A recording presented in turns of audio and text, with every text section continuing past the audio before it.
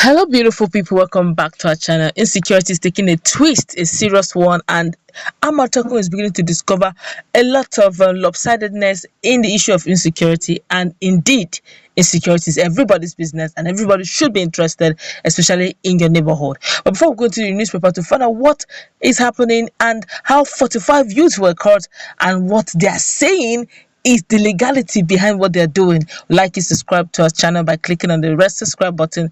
Beside it, you see a bell notification icon. Please go ahead, click on it to get notified as soon as we update our channel on YouTube. Well, no fewer than 45 youths from the northern part of the country were arrested by the Ondo State Security Network, otherwise known as Amotekun, where there was tension among the residents of Okiti Pupa, that's the headquarters of the Okitipupa local government area of Ondo State. No fewer than 45 youths from the northern part of the country were arrested by Amotekun. It was gathered that the youth conveyed in a truck were intercepted in front of Okitipupa Army barracks at about 10 p.m. on Thursday and were taken to Akure, the state capital. Many residents of the town who gathered at the scene expressed apprehension that the northern youths were in the town to cause havoc. A source said the Amotekun Corps personnel arrested the Fulani youth who were being conveyed in a trailer in front of the army barracks. As the Amotekun Corps accosted them, some jumped out of the vehicle and ran into the town, but about 45 of them were arrested. When they were interrogated, they said they were sent from the north to undergo military training in the barracks. After that, the Amotekun Corps took them away from the town. When contacted, the state commander of the corps, that's Chief Adetunji Adeleye, confirmed the arrest, saying the investigation had commenced. "We have commenced investigation into the matter," Adeleye said. Reacting, the chairman Okitipupa local government area, that's Mr. Igbekele Akinrinwa, who addressed the people at the scene of the incident, alleged that it was an indigene who facilitated the travelers' trip to the town. Akinrinwa said the state chapter of Amotekun had also apprehended the person. The public relations officer of the state police commanders, Mr. T. Leo Ikoro, in an interview, also confirmed the incident, saying the suspect had been handed over to Amotekun Corps. He said the men are mostly northerners who said they wanted to undergo military training in the barracks to be security guards, but the commander did not allow them because he did not have a signal to do that effect. But since there was no place to keep them in Okitipupa, they have been handed over to Amotekun. The Yorubas used to have this adage to say, "Kokoro to nje for, abe for lower." What it means is that any to share no many. What it also means is that the one who knows you or who knows your itinerary is easiest to spot on when it comes to the issue of insecurity. And the Indians we call it Sabo, as in the one who, the internal person that keeps, sabotaging all the effort and the works of their own people. They go work amongst their own people, pretending to mean well. After all, your brethren. So why would you want to chase away your brethren in a meeting that is meant for all?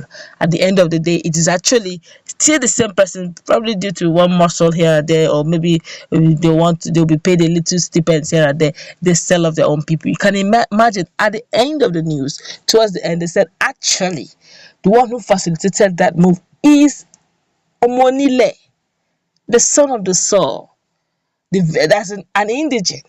Is the one that said, "Come over, come do this." For how long are we going to continue like this?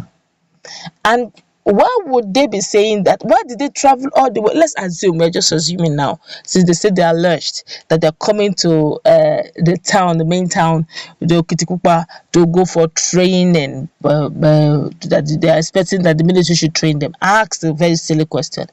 You moved how many miles? Moved from state to state. How many states, from the north down to the southwest? Are you saying that there is no military camp, there's no military barracks in the north that you can easily go and undergo training there? Does it have to be Ondo? Does it have to be Okitipupa that they must do the training? Must it be that place?